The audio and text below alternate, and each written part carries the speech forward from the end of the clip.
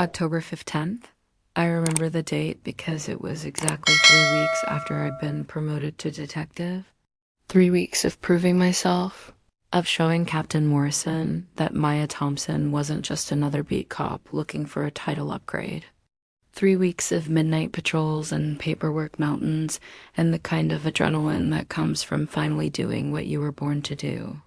The rain was coming down like bullets that night, not the gentle kind that makes you want to curl up with a book, but the angry kind that soaks through your jacket in seconds and makes the streets look like mirrors reflecting nothing but darkness. I was doing my usual rounds through downtown Jersey City when the call came in. Possible B&E at First National, corner of Grove and Columbus. Silent alarm triggered, but no visual confirmation.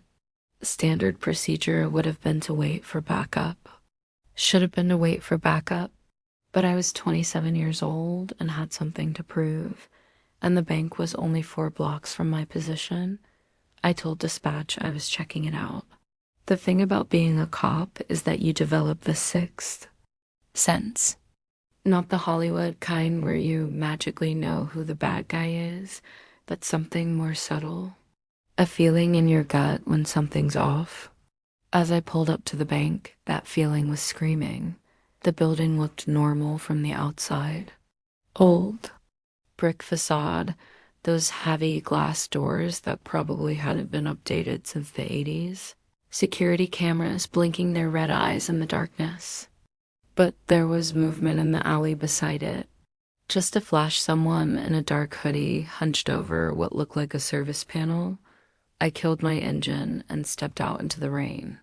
My boots splashed through puddles that reflected the streetlights like broken stars. The figure looked up, and even from 30 feet away, I could see the moment they registered my presence. Police instincts kicked in the way they froze, then bolted. Police, stop. But they were already running. Voice quickens with the memory of the chase. Have you ever chased someone through rain-slicked streets at midnight? It's nothing like the movies. There's no dramatic soundtrack, no perfectly timed jumps over obstacles. There's just your heart hammering against your ribs, your lungs burning from the cold air, and the sound of footsteps echoing off wet pavement. The suspect was fast. Faster than me, if I'm being honest. They knew these streets better than I did. Cutting through alleys and jumping fences like they'd mapped out an escape route beforehand. I was losing ground when they made their mistake. They ran straight into Reed's auto repair. The garage bay doors were half open, spilling warm yellow light onto the street. Steam rose from a cherry red Mustang that looked like it had been pulled straight from a car show. And there, leaning against the driver's side door with a rag in her hands, was the most beautiful woman I'd ever seen. Voice softens, becoming almost dreamy, Sophia Reed, though I didn't know her name then. All I knew was that she had these incredible dark eyes that seemed to catch every bit of light in the garage. And when she looked at me, really looked at me, it felt like she was seeing something in me that I didn't even know existed. She was wearing coveralls that should have made her look like just another mechanic, but somehow made her look like she belonged on the cover of a magazine. Her hair was pulled back in a messy ponytail, and there was grease smudged on her cheek that I had the strangest urge to wipe away. You cops really need to invest in better rain gear, she said, and her voice had this smoky quality that made my pulse skip. I was soaked through, water dripping from my hair and pooling at my feet. My holster was digging into my hip, and I probably looked like a drowned rat. But the way she was looking at me, like I was interesting, like I was worth looking at, made me forget all of that. You see anyone run through here? I asked, trying to sound official, trying to remember why I was there. She stepped closer, and I caught her scent motor oil and vanilla, an impossible combination that somehow worked perfectly. Maybe I was the one you were chasing. Long pause, voice becoming vulnerable. I should have arrested her right then. Should have at least asked for ID, run her name through the system. Instead, I stood there like an idiot, watching the way her lips curled when she smiled, feeling my throat go dry despite the rain still dripping from my jacket. "Are you?" I managed to ask. She laughed, and it was the kind of laugh that made. "You want to hear it again? Would you arrest me if I was?" The honest answer was that I wasn't sure. And that should have been my first warning sign, October 15th. I remember the date because it was exactly 3 weeks after I'd been promoted to detective. 3 weeks of proving myself, of showing Captain Morrison that Maya Thompson wasn't just another beat cop looking for a title upgrade.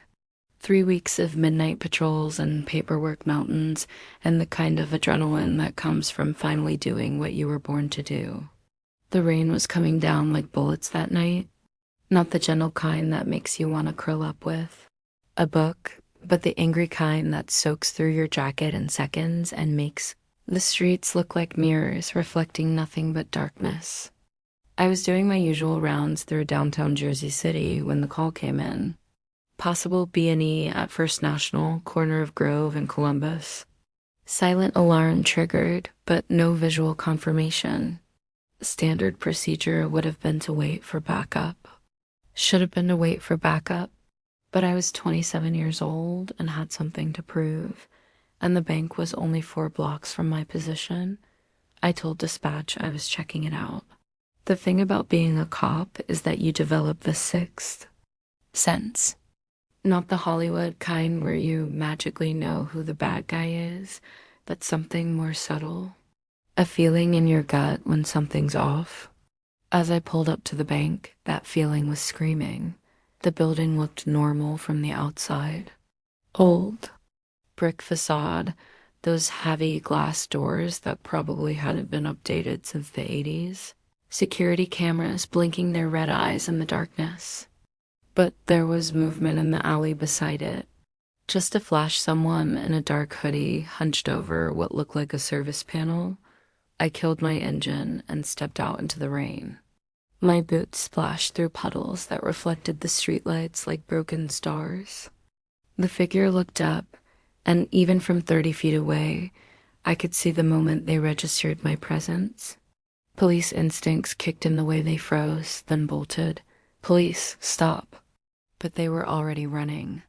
Voice quickens with the memory of the chase. Have you ever chased someone through rain-slicked streets at midnight? It's nothing like the movies. There's no dramatic soundtrack, no perfectly timed jumps over obstacles.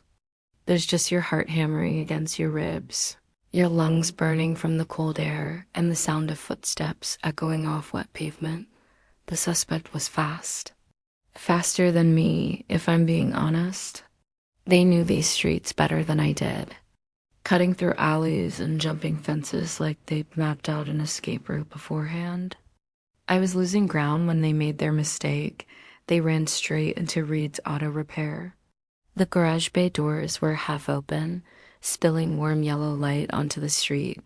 Steam rose from a cherry red Mustang that looked like it had been pulled straight from a car show. And there, leaning against the driver's side door with a rag in her hands, was the most beautiful woman I'd ever seen. Voice softens, becoming almost dreamy, Sophia Reed, though I didn't know her name then. All I knew was that she had these incredible dark eyes that seemed to catch every bit of light in the garage. And when she looked at me, really looked at me, it felt like she was seeing something in me that I didn't even know existed.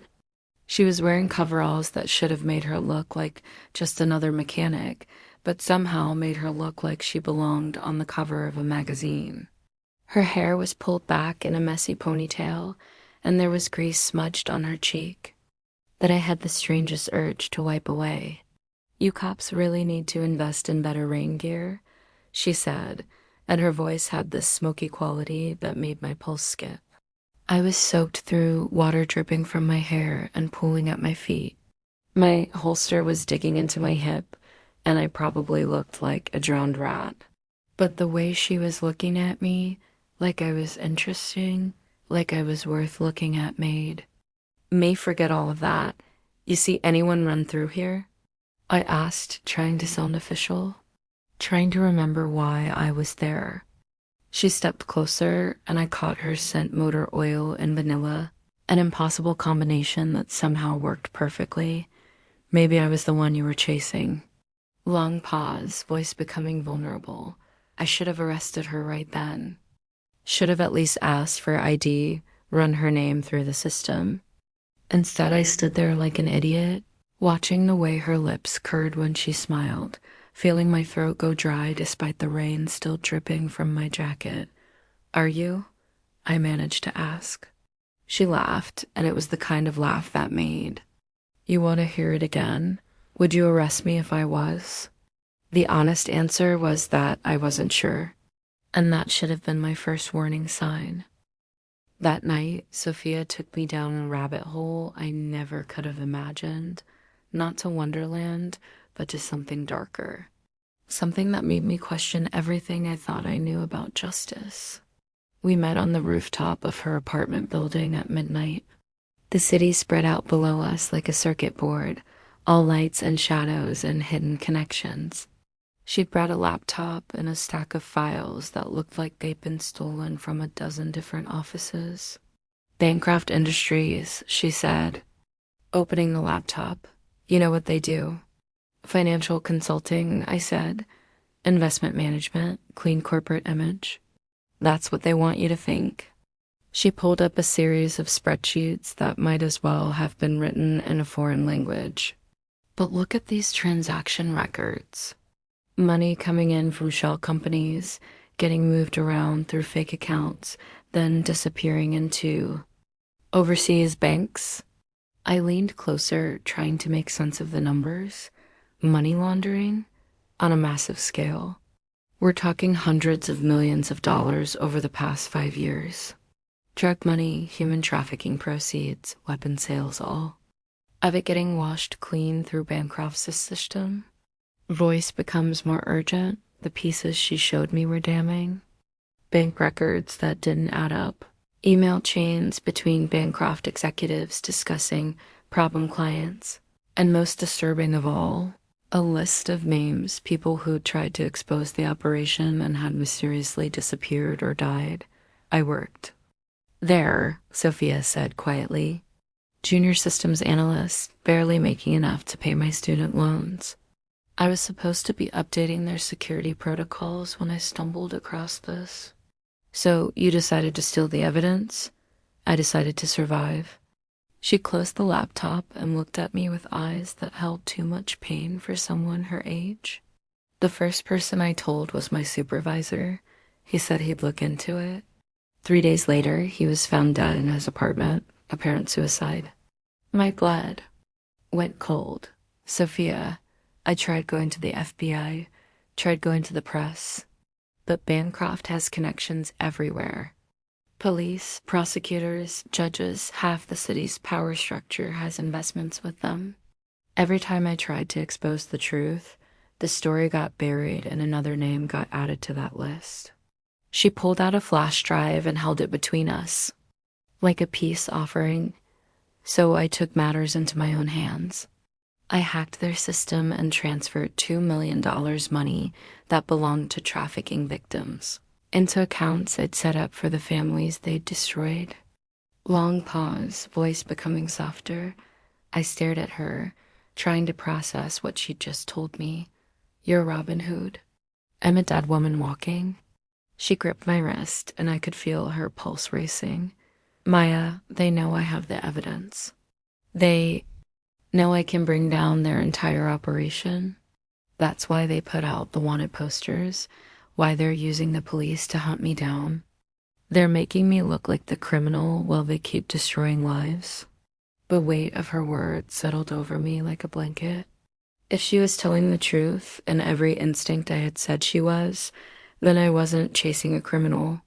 I was hunting a whistleblower, and Bancroft was using me to do it. "What do you need from me?" I asked. "Help me get this evidence to someone who can't be bought. Someone who'll actually use it to bring these bastards down." I should have said no. Should have told her to turn herself in and let the system work. But the system had already failed her once. failed her and threatened to fail every victim whose money Bancroft had helped steal. Okay, I said. But we do this my way. Voice becomes more dangerous. That's when we heard the footsteps on the stairwell. Sophia's face went white. They found us. Heavy boots, multiple sets, moving fast, professional, coordinated. The kind of sounds that meant trouble was coming whether we were ready or not. Fire escape, Sophia whispered, grabbing the laptop and files. But it was too late. The rooftop door burst open, and 3 men in dark suits emerged like shadows given form. They moved with military precision, spreading out to cover the exits. And I recognized the look in their eyes. I'd seen it before in the worst criminals I'd arrested, the look of people who enjoyed their work a little too much. Miss Reed, the leader said, his voice smooth and cultured. You've been quite difficult to locate. Bancroft's cleanup crew, Sophia muttered to me. I told you they had connections. I reached for my service weapon, but another voice stopped. Me cold. I wouldn't do that, Detective Thompson. Voice becomes shocked, betrayed. Captain Morrison stepped onto the rooftop behind the 3 men, and my world tilted sideways. He was wearing civilian clothes and carried himself differently, not like a cop, but like someone used to giving orders and having them followed without question. Captain, I managed to say. Maya, his voice was almost sad. I really hoped you wouldn't get involved in this. You're working for them. I'm working for order. For stability. Bancroft Industries provides services that keep the city running smoothly. Miss Reed here has been threatening that stability. Sophia pressed closer to me, and I could feel her. Trembling. The evidence is already uploaded to a secure server, she said. Kill us, and it automatically gets released to every major news outlet in the country. Morrison smiled, and it wasn't a nice expression. Miss Reed, do you really think we haven't considered that possibility? Do you think we've survived this long by leaving loose ends? One of the men in suits stepped forward, and I saw him reach. Inside his jacket, time slowed down the way it does in moments of crisis. I had maybe 3 seconds to make a choice that would determine whether Sophia and I lived through the night. I drew my weapon. The next 30 seconds changed everything. I put 3 rounds center mass into the man reaching for his gun. He dropped like a stone, and the sound of gunfire echoed across the rooftop like thunder. Sophia was already moving, diving behind an air conditioning unit as the other 2 men drew their weapons. Maya, Morrison's voice cracked like a whip. Stand down, but I was past the point of listening to orders. Past the point of trusting the system I'd sworn to serve. These men had come here to kill us, and Morrison, my captain, my mentor, the man who congratulated me on my promotion, was helping them do it. I put 2 more rounds into the nearest gunman's chest before diving for cover myself. Bullets sparked off the concrete around me, and I could hear Sophia shouting something, but the sound of my own heartbeat was drowning out everything else. The fire escape, she yelled. Maya, the fire escape. I looked over and saw her crouched by the edge of the building, laptop clutched against her chest like armor. The metal ladder was maybe 10 feet away, but it might as well have been a mile with gunfire cutting through the air between us. Morrison was still shouting orders, but his voice sounded different now, desperate, angry, like a man watching his carefully laid plans fall apart. I made my choice. Voice becomes more determined. I emptied my clip in the direction of the remaining gunmen, then ran for the fire escape. Sophia was already halfway down the ladder by the time I reached it, moving with the kind of speed that comes from pure survival instinct. We hit the alley running. My car was parked 3 blocks away, but we couldn't risk going back for it. Instead, we ran through the maze of back streets and alleys that made up downtown Jersey City, our footsteps echoing off brick walls while sirens wailed in the distance. Safe house, Sophia panted as we reached a main street. I have a safe house, Where? Trust me. Voice becomes softer, more intimate. The safe house turned out to be a studio apartment above a Chinese restaurant in a neighborhood I'd never patrolled. The kind of place where people minded their own business and didn't ask questions about strangers. Showing up at 2 a.m. covered in sweat and fear. Sophia's hands were shaking as she unlocked the door. Mine were much steadier. We just crossed a line that couldn't be uncrossed, and both of us knew it. Are you hurt? She asked as soon as we were inside. I checked myself over. A few scrapes from diving behind cover, but nothing serious. I'm okay. You alive? She set the laptop on a small table and collapsed into a chair. Maya, what you did up there was necessary, was career suicide. She looked at me with those dark eyes that had started this whole mess. You know, they'll paint you as a rogue cop now. Morrison will make sure of that. She was right, and we both knew it. I'd fired on other law enforcement officers, even if they were dirty. I'd chosen a wanted criminal over my own captain. There was no going back to my old life after tonight. So what do we do now? I asked. We finished this? She opened the laptop and began typing. I've been working on this for months, but I needed someone on the inside to make it work. Someone with access to police records, someone who could verify the connections between Bancroft and the department. Voice becomes more urgent. What she showed me next made my blood run cold. Not just Morrison, but half a dozen other cops on Bancroft's payroll. Judges who'd dismissed cases against their clients. Prosecutors who'd mysteriously lost evidence. A network of corruption that ran through the city like cancer. This is why they wanted you to bring me in, Sophia said. Not for the money I took, but for this. They knew I had the evidence to bring down their entire operation. I stared at the screen, watching names and faces scroll past. Some I recognized, others were strangers. But all of them were part of a system that had betrayed everything I'd sworn to protect. How do we expose it? Carefully, she pulled up another program. I've been feeding information to a journalist at the Washington Post, someone who can't be bought, who has the platform to make this story impossible to ignore. But she needs more than just financial records. She needs testimony from someone inside the system. Me. You. Sophia reached across the table and took my hand. Maya, if you do this, there's no going back. You'll be branded a traitor by every cop in the city. You'll lose your job, your pension, probably face criminal charges. I squeezed her hand, feeling the calluses from years of working with tools, the strength in her fingers. And if I don't, more people die, more families get destroyed. And Bancroft keeps operating like nothing happened. Long pause, voice. Becoming vulnerable, I looked around the small apartment at the cheap furniture and the stack of technical manuals on the floor, at the woman who'd turned my life upside down in the span of 48 hours. A week ago, my biggest worry had been proving myself worthy of my detective's badge. Now, I was sitting in a safe house, planning to take down half the city's power structure.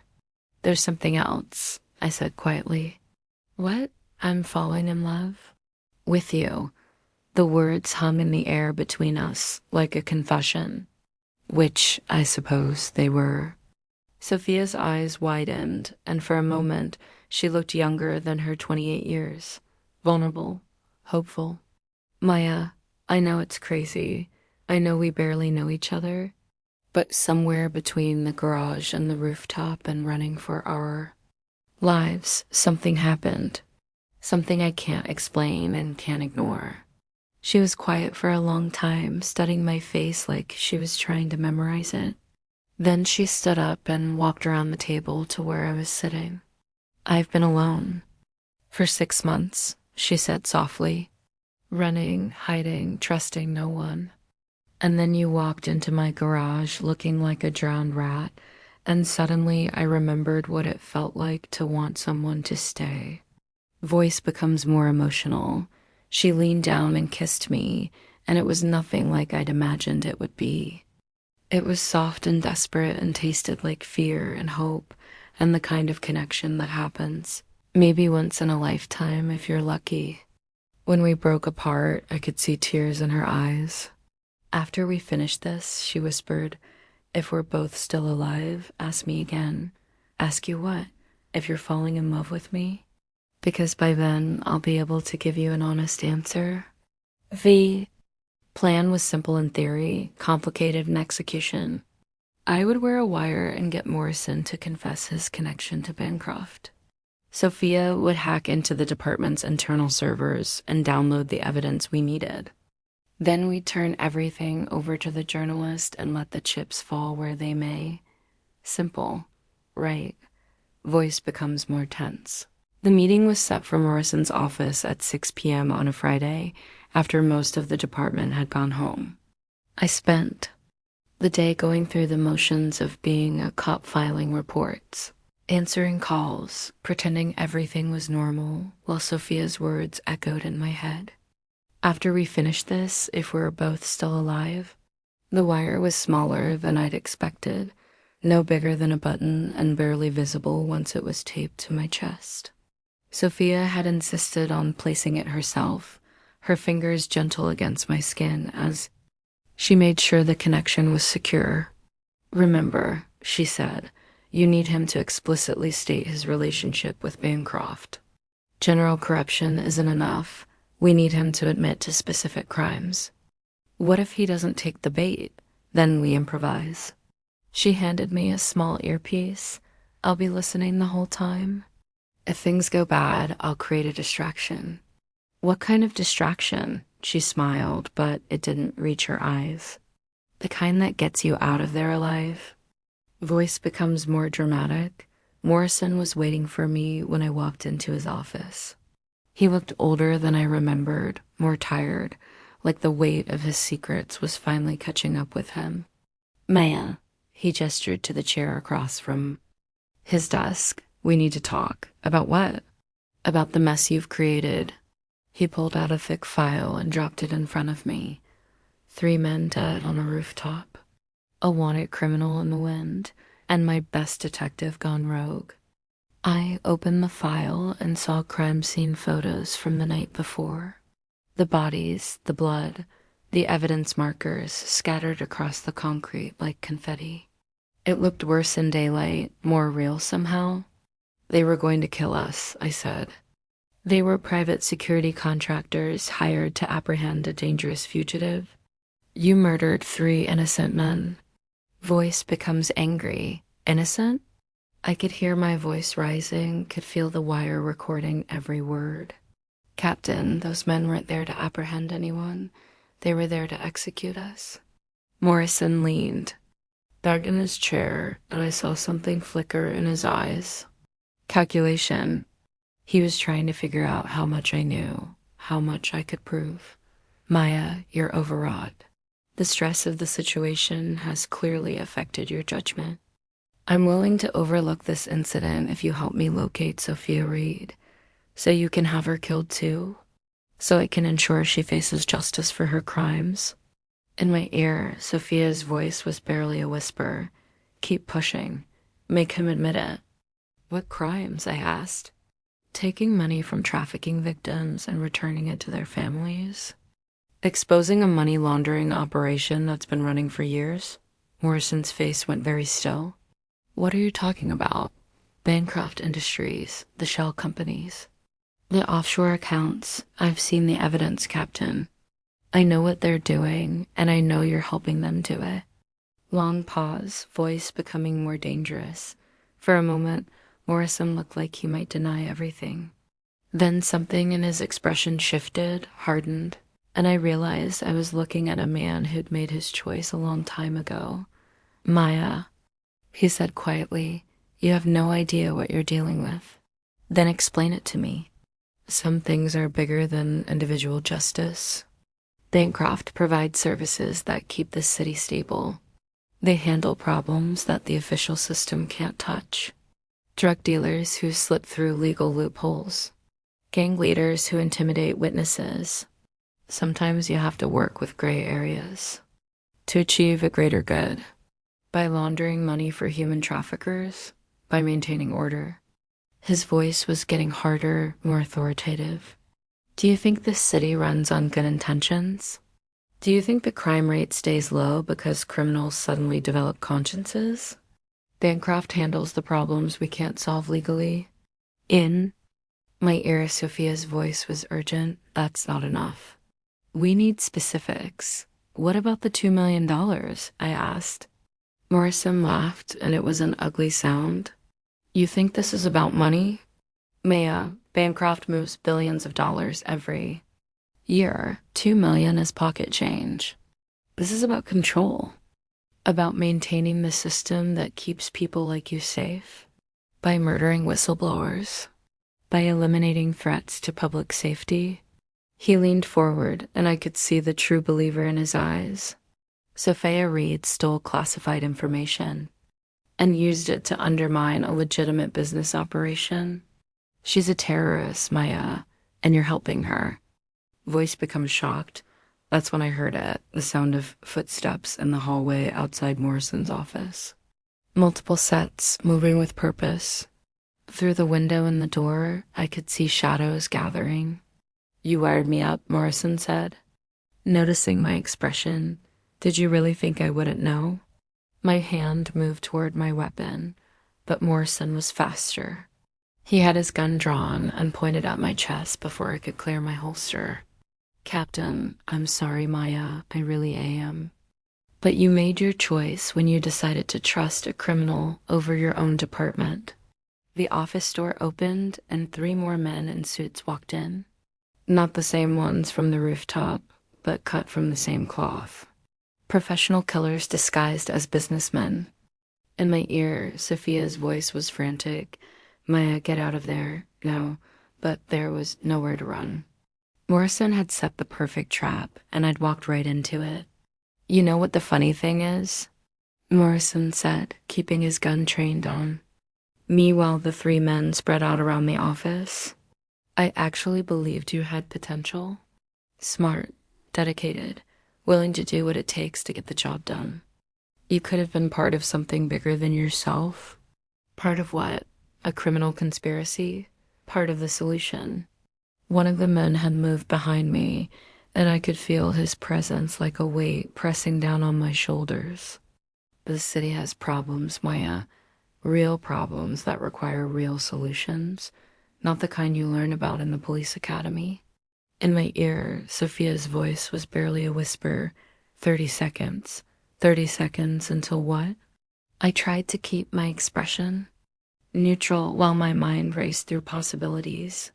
Sophia was good with computers, but she was one person against an entire corrupt system. What could she possibly do in 30 seconds that would? The lights went out. Not just in Morrison's office, but in the entire building. Emergency lighting kicked in a few seconds later, bathing everything in hellish red. But in those first moments of complete darkness, I had the advantage. I dove to the side just as Morrison's gun barked, the muzzle flash lighting up the room like lightning. I rolled behind his desk and drew my weapon, trying to get my bearings in the chaos. Find her, Morrison was shouting. Don't let her get away. But I was already moving, staying low, using the desk as cover while I tried to locate the 3 men who'd been positioning themselves around the room. In the red emergency lighting, everything looked like a scene from Hell Shadows moving. Voices shouting, the metallic click of weapons being readied. In my ear, Sophia's voice was calm and professional. Fire exit at the end of the hall. I'll meet you in the parking garage. How she'd managed to hack into the building's electrical system from wherever she was, I didn't know and didn't have time to wonder. I just moved, staying as low as possible while making my way toward the office door. Morrison's voice followed me. You can't run forever, Maya. Bancroft has resources you can't imagine.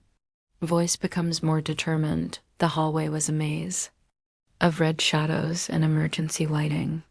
I could hear footsteps behind me, but I didn't look back. Couldn't afford to. The fire exit was at the far end, maybe 50 yards away, but it felt like a mile. Gunfire erupted behind me, bullets sparking off the walls and floor. These weren't warning shots, they were trying to kill me.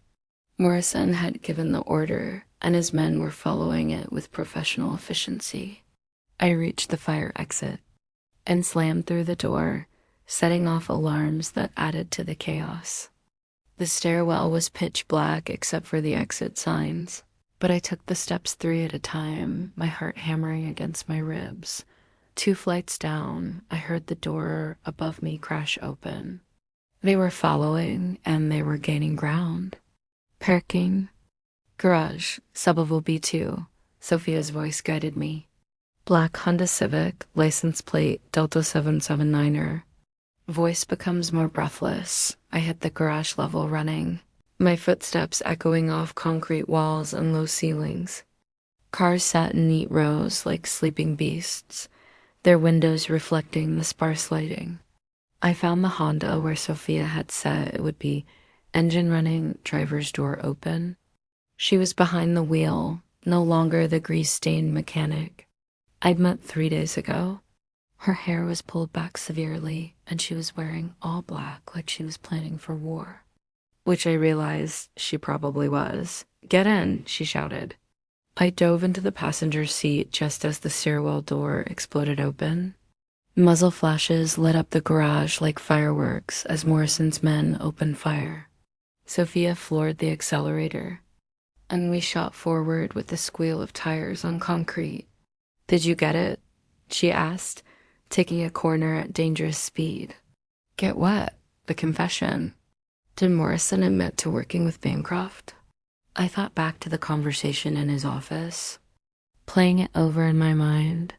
He admitted to taking their money, said they handle problems the system can't solve legally. "That's enough." She handed me a cell phone. "Call this number. Tell them you're Maya Thompson and you have information about the Bancroft corruption case." I looked at the number on the screen. Who is this? Agent Sarah Martinez, FBI Internal Affairs. She's been investigating Bancroft for 2 years, but she needed inside evidence to make a case stick. Voice becomes more hopeful. The call connected on the second ring. Martinez. "Agent Martinez, this is Detective Maya Thompson, Jersey City PD. I have information about corruption involving Bancroft Industries and members of my department." There was a pause, then, "Where are you now?" "Running for my life." "I can have a team to you in 20 minutes. Where do you want to meet?" Sophia was already shaking her head, pointing to her ear and mouthing, "Not safe." She was right. If Morrison had FBI connections too, we'd be walking into another trap. "I need guarantees first," I said. "How do I know you're not working with them?" "Because I've been trying to build a case against Bancroft for 2 years, and every time I get close, evidence disappears or witnesses die. You're the first inside source I've had who's still breathing." Voice becomes more trusting. Something in her voice convinced me. Frustration, exhaustion, the sound of someone who had been fighting the same fight we were. I looked at Sophia, who nodded reluctantly. "Federal building," I said. 1 hour. "And Agent Martinez?"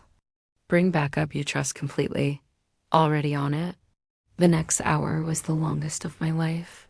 We drove through back streets, changing cars twice, while Sophia uploaded everything to secure servers, and I tried to process what my life had become. 3 days ago, I'd been Detective Maya Thompson, rising star of the Jersey City Police Department. Now I was a fugitive, wanted by my own department, trusting my life to a woman I barely knew. But as I watched Sophia work her fingers flying over laptop keys, coordinating with contacts I didn't know she had, orchestrating what was essentially a one-woman war against institutional corruption, I realized I didn't barely know her at all. I knew the parts that mattered. Her courage, her intelligence, her willingness to sacrifice everything for what was right. "Second thoughts?" she asked, catching me staring. No, I said, and meant it. No second thoughts. Voice becomes more determined. Agent Martinez met us exactly where and when she'd promised, with a team of 6 federal agents who looked like they meant business. She was younger than I'd expected, maybe mid-30s, with the kind of intense focus that comes from years of chasing shadows. Detective Thompson, she shook my hand firmly. Ms. Reed. A nod to Sophia. Thank you both for coming forward. Thank us after we're all still alive, Sophia said dryly. Martinez smiled grimly. Fair enough. What do you have for me? Voice. Becomes more professional. What we had was everything. Financial records showing money flowing from shell companies to police accounts. Email chains between Morrison and Bancroft executives. Audio recordings of Morrison admitting to taking payments. Names, dates, amounts enough evidence to bring down the entire network. This is bigger than I thought, Martinez said after reviewing the files. We're not just talking about local corruption. Bancroft has connections in 3 states, and if these records are accurate, they've been operating for over a decade. What happens now? I asked. Now we move fast. Bancroft will know their security is compromised. They'll be destroying evidence and eliminating witnesses as quickly as possible. I need both of you in protective custody until we can make arrests. Sophia shook her head. I'm not going into hiding again. I've been running for 6 months, and I'm tired of it. Ms. Reed, no. Her voice was firm. These people destroyed my life, killed my friends, turned me into a fugitive. I want to be there when you bring them down. Voice becomes more emotional.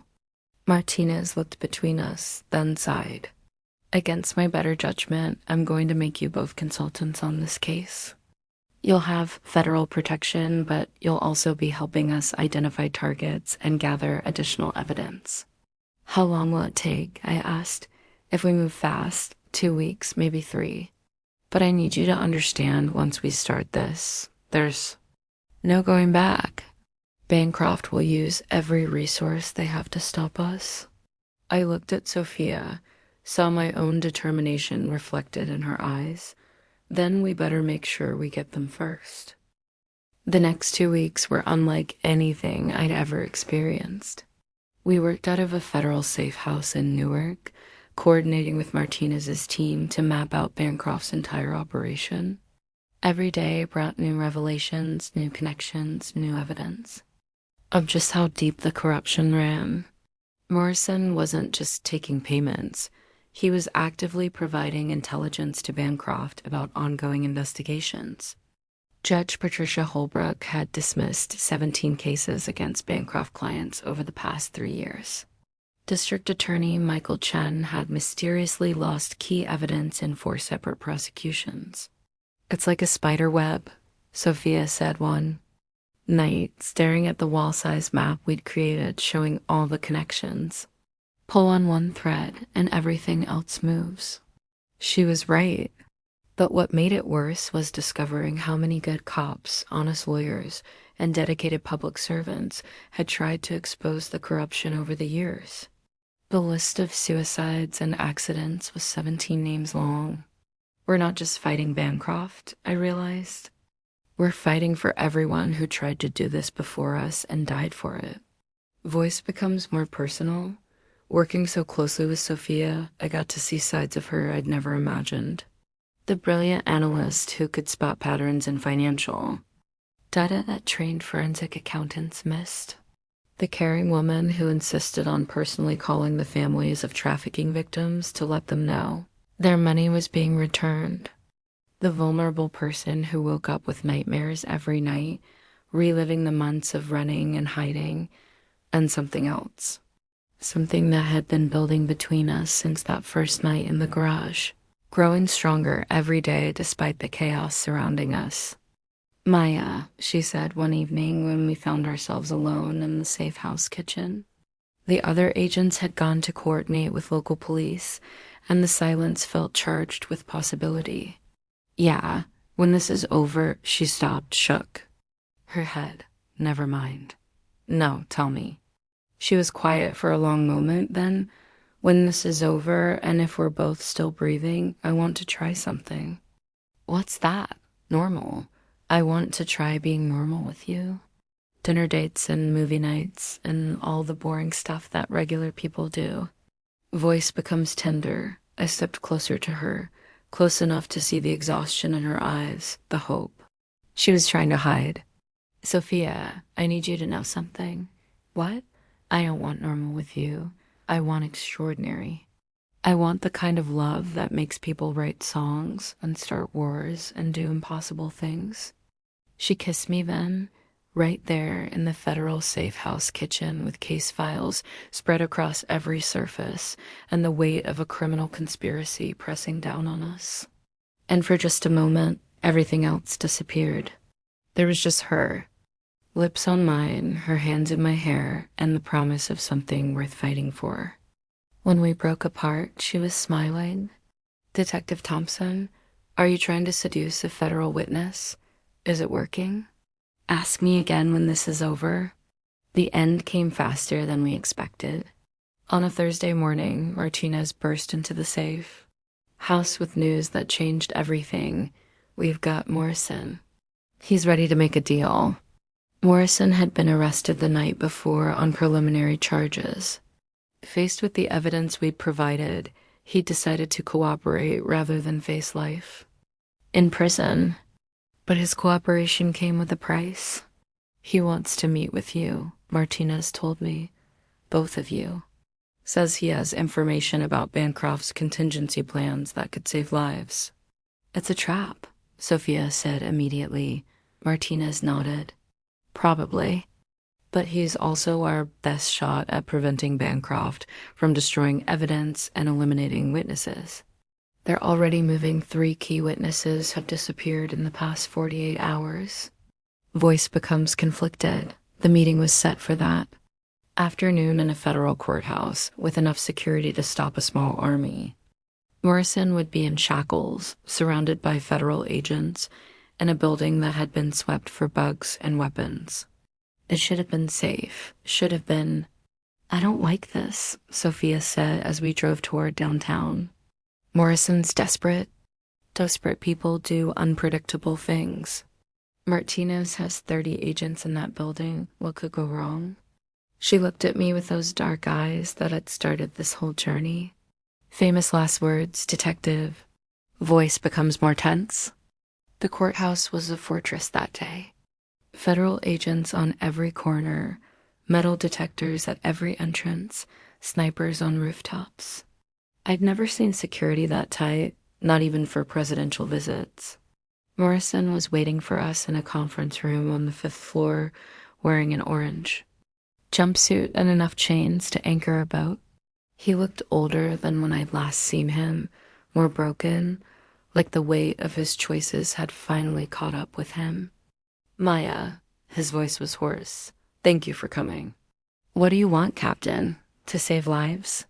He leaned forward as much as his restraints would allow. Bancroft has a protocol for situations like this. When their network is compromised, they eliminate all potential witnesses. How many people are we talking about? Martinez asked. 47 names on the list. Cops, lawyers, accountants, anyone who might have seen too much over the years. Voice becomes horrified. 47 people. The number hit me like a physical blow. 47 lives at stake because we decided to expose the truth. Can you get us the list?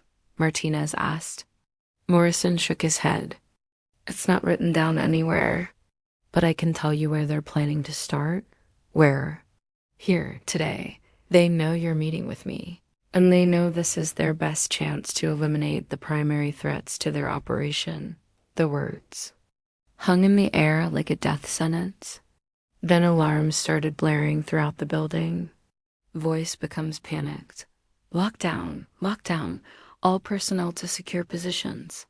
Martinez was already on her radio, coordinating with her teams, but I could hear the chaos in the responses. Gunfire on the 2nd floor, explosions in the parking garage, multiple breaches simultaneously. It's not possible, Martinez was saying.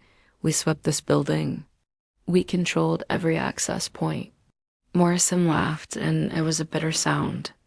Agent Martinez, you have no idea what Bancroft is capable of. They've had 2 weeks to plan this operation. Did you really think concrete walls and metal detectors would stop them? Voice becomes more determined. Sophia grabbed my arm. We need to get out of here now. But Morrison was shaking his head. There is no out. They've surrounded the building. The only way anyone leaves here alive is if we give them what they want. Which is me dead, you dead, and all the evidence destroyed. The gunfire was getting closer. I could hear boots in the hallway, voices shouting orders. Professional voices, coordinated voices. This wasn't a desperate last stand, it was a military operation. There has to be another way, I said. Morrison looked at me with something that might have been regret. Maya, there's something I never told you about why I recruited you for this case. What? Because I knew you'd do exactly what you did. I knew you'd get emotionally involved with Reed, compromise your judgment, and give Bancroft the excuse they needed to eliminate both of you. Voice becomes shocked, betrayed. The room went silent except for the sound of approaching footsteps. I stared at Morrison, trying to process what he just said. You set us up from the beginning. I gave you every opportunity to walk away, to do your job and bring Reed in quietly. But you chose to trust a criminal over your own department. Sophia's voice was deadly quiet. And you chose money over honor. I chose survival. Morrison's composure finally cracked. Do you have any idea what happens to cops who cross Bancroft? Asked Detective Williams. Oh, wait, you can't. He died in a car accident 6 months ago. Asked Sergeant Rodriguez. Except she committed suicide after Internal Affairs started investigating her finances. Voice becomes more intense. The footsteps stopped outside our door. I could see shadows moving in the hallway through the frosted glass. Multiple figures positioning themselves for an assault. Martinez had her weapon drawn, but we all knew it was hopeless. Whatever was coming through that door, we weren't prepared for it. Maya, Sophia said, reaching for my hand. Whatever happens, I want you to know. The door exploded inward. What came through that door wasn't what any of us expected. Instead of Bancroft's hired killers, 6 FBI agents in full tactical gear swept into the room, weapons drawn but not firing. Behind them came a woman I'd never seen before, tall, elegant, with silver hair and the kind of presence that commanded attention. Agent Martinez, the woman said calmly, stand down. Director Hayes. Martinez lowered her weapon, confusion clear in her voice. Ma'am, what are you doing here? Cleaning up a mess that should have been handled months ago? Voice becomes more confused. Director Hayes, I recognize the name now. Head of the FBI's Criminal Investigation Division, surveyed the room with cool efficiency. Her gaze lingered on Morrison, then moved to Sophia and me. Ms. Reed, Detective Thompson. You've caused quite a stir. Director Martinez stepped forward. These witnesses have provided crucial evidence of corruption involving a federal operation that's been running for 3 years. Hayes' voice cut through Martinez's explanation like a blade. An operation that Ms. Reed nearly destroyed with her amateur vigilante activities. The room went silent. I could feel my world tilting sideways again, the same way it had when I discovered Morrison's betrayal. Federal operation. Sophia's voice was barely a whisper. Hayes smiled, but it wasn't a pleasant expression. Did you really think a money laundering scheme this sophisticated could operate for years without federal knowledge? Bancroft Industries has been our primary asset in tracking international criminal networks. Every dollar they've moved, every connection they've made, has been monitored and recorded by federal agents. Voice becomes horrified. The trafficking victims, I managed to say. The murdered witnesses, acceptable losses in a larger operation. Hayes's tone was matter-of-fact, like she was discussing weather. Ms. Reed's theft of $2 million and subsequent exposure of our asset has compromised 3 years of intelligence gathering. Morrison was laughing now, a sound like broken glass. You still don't get it, do you, Maya? There are no good guys in this story. There's just power and the people who know how to use it. Sophia had gone very still beside me. The FBI was protecting Bancroft. The FBI was using Bancroft, Hayes corrected. Just as we're going to use the evidence you've gathered to identify and eliminate security risks in our operation. Security risks like us, I said. Like anyone who threatens ongoing federal investigations with misguided notions of justice. Voice becomes more defiant. That's when I understood. We hadn't stumbled into a corruption scandal, we'd walked into the middle of a federal operation so classified that even the local FBI office hadn't known about it. Martinez's investigation, our evidence gathering, all of it had been part of a larger plan to identify leaks and eliminate threats. Agent Martinez, Hayes continued, you and your team are being reassigned effective immediately. This operation is now classified above your clearance level. Director, I can't let you. You can't let me what? Protect federal assets? Preserve ongoing investigations that affect national security? Hayes's voice hardened. Agent Martinez, you have two choices. Accept your reassignment and maintain your security clearance, or find yourself facing charges for obstruction of justice. Martinez looked at Sophia and me, and I could see the conflict in her eyes. She'd spent 2 years building this case, believing she was fighting corruption, only to discover she'd been fighting the federal government itself. I'm sorry, she whispered, then turned and walked out of the room with her head down. Voice becomes more desperate. So what happens to us? Sophia asked. Hayes studied her for a long moment. Ms. Reed, you have skills that could be valuable to federal law enforcement, properly supervised, of course. I'm prepared to offer you a position with our cybercrime division. And if I refuse, then you'll be prosecuted for theft, wire fraud, and interference with a federal investigation. Minimum 20 years in federal prison. Sophia's hand found mine, squeezing tight. What about Maya?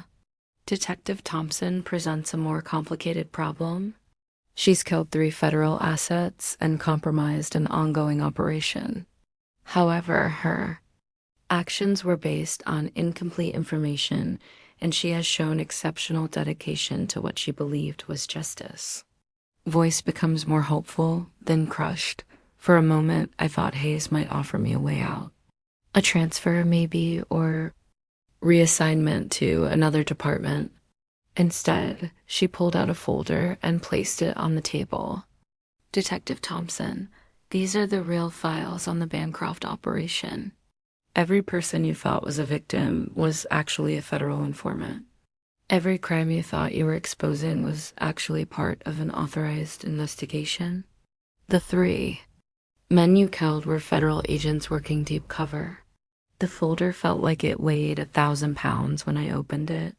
Inside were photos, personnel files, mission briefings, everything Hayes had just told me, documented in official federal letterhead. This can't be real, I whispered.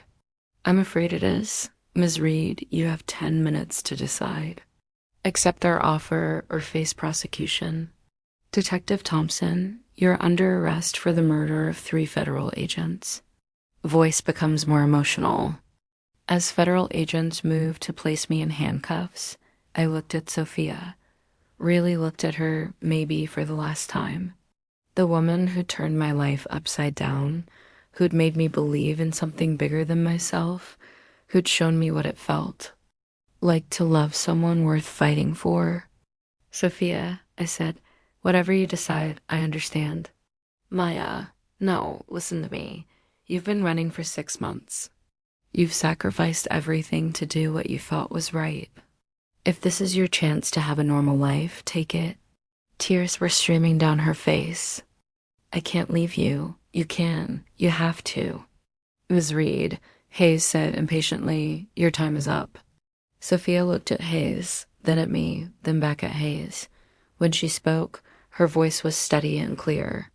Director Hayes, I decline your offer. Ms. Reed, I don't think you understand the consequences. I understand perfectly. Sophia stood up, pulling me with her. I understand that you're offering me a chance to become part of the same system that I've been fighting against. I understand that you want to use my skills to help you cover up federal crimes. And I understand that accepting your offer would mean abandoning the person I love. His expression darkened. Very well. Agent Morrison, arrest both suspects. Voice becomes more triumphant, but Morrison was shaking his head. I don't think so, Director. Excuse me? I said I don't think so. Morrison looked at Hayes with something that might have been disgust. I've done a lot of things I'm not proud of, but I draw the line at arresting people for telling the truth. Captain Morrison, you're hardly in a position to... Actually, I am. Morrison smiled, and for the first time since I'd known him, it looked genuine. You see, Director, while you were busy explaining your secret operation, I was recording everything on this.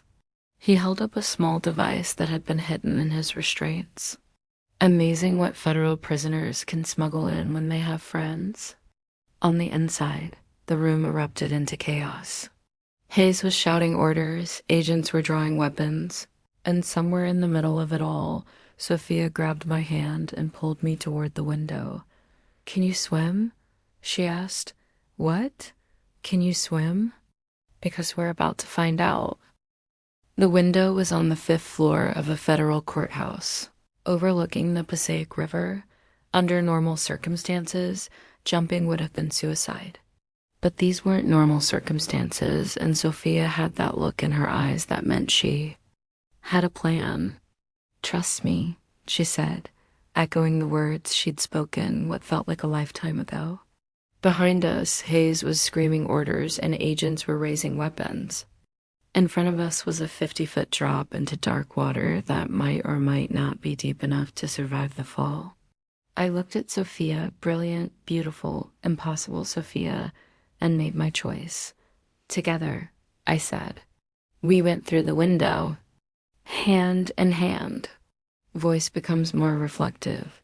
The fall lasted forever and no time at all. I had enough time to think about every choice that had led me to this moment. Every decision that had brought me to the point of jumping out of a federal courthouse with a wanted criminal who'd stolen my heart along with $2 million. I had time to wonder if this was how it would end, not in a courtroom or a jail cell, but in the cold water of a New Jersey river. Then we hit the surface, and thinking became a luxury I couldn't afford. Voice becomes more urgent. The water was shockingly cold, driving the breath from my lungs and sending needles of pain through every nerve. I lost my grip on Sophia's hand somewhere between impact and submersion, and for a terrifying moment, I couldn't find her in the murky darkness. Then her arm wrapped around my waist, and she was pulling me toward the surface with strength I didn't know she possessed. We broke through together, gasping and choking and somehow still alive. Swim, she shouted over the sound of sirens and shouting voices from above. The old pier, 200 yards downstream. Voice becomes more determined. We swam like our lives depended on it, which they did. Behind us, I could hear helicopters spinning up and police boats hitting the water.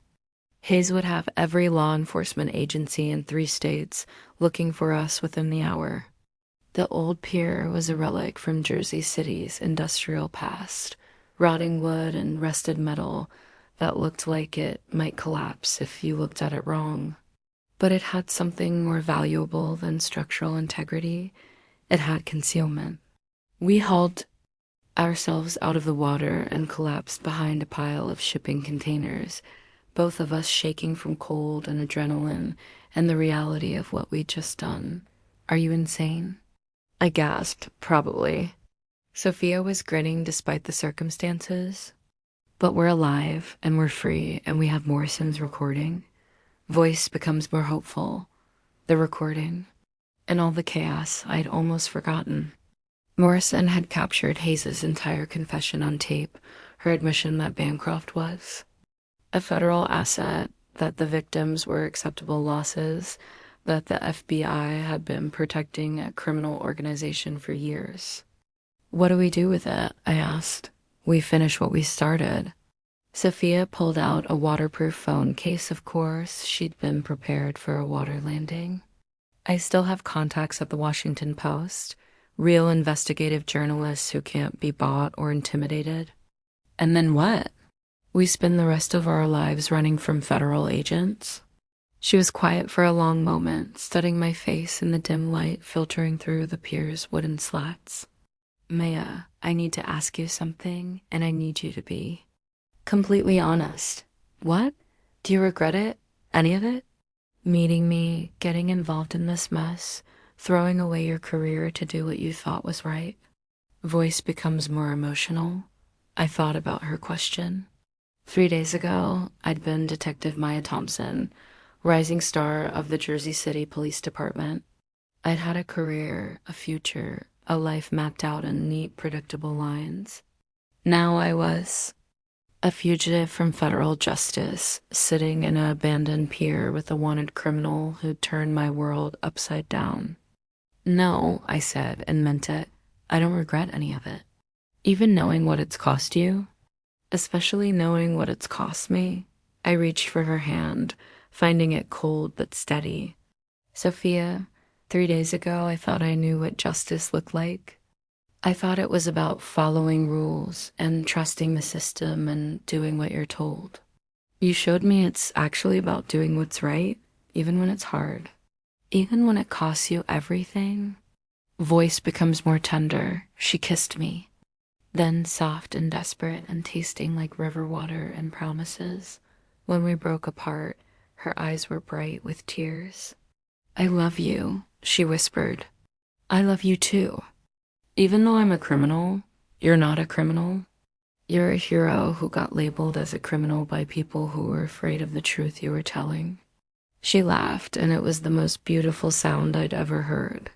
Maya Thompson, you're either the best judge of character in the world or the worst. Ask me again in 20 years. The story broke 3 days later on the front page of the Washington Post. FBI protects money laundering operation, read the headline, with Morrison's recording providing the audio evidence to back up every claim. Within a week, congressional investigations had been launched. Director Hayes had been forced to resign, and Bancroft Industries had been shut down by federal marshals. The real victims, the trafficking survivors, the families of murdered witnesses, the honest cops and lawyers who tried to expose the corruption finally got their justice.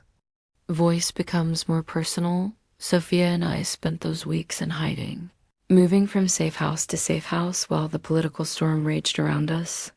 Federal prosecutors eventually offered us immunity in exchange for our testimony, and Morrison's recording provided enough evidence to bring down the entire network. Captain Morrison himself got 10 years for corruption, but his cooperation and final act of conscience earned him a minimum security facility and the possibility of parole. The last time I saw him, he looked older but somehow more at peace. I spent 20 years being a good cop, he told me, then 5 years being a bad one. But in the end, I did the right thing. That has to count for something. Voice becomes more hopeful. Agent Martinez was reinstated and promoted to head up a new federal task force on government corruption. One of her first acts was to offer me a position as a federal investigator. The system needs people like you, she said. People who ask inconvenient questions and refuse to accept convenient answers.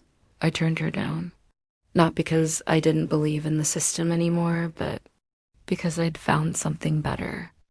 Voice becomes more romantic. Thompson and Reed, truth finders.